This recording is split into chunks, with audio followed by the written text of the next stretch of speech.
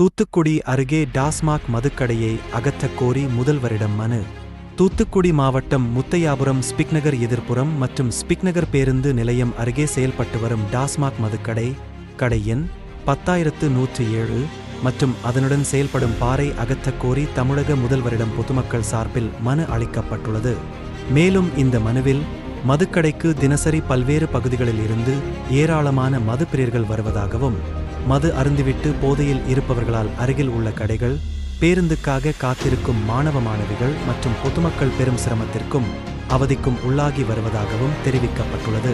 மேலும் முக்கிய சாலைகள் மற்றும் பேருந்து நிலையங்கள் அருகே உள்ள மதுக்கடைகளை அகற்ற தமிழக அரசு உத்தரவிட்டிருந்தும் இந்த மதுக்கடை தொடர்ந்து செயல்பட்டு அப்பகுதி மக்கள் கோரிக்கை விடுத்துள்ளனர்.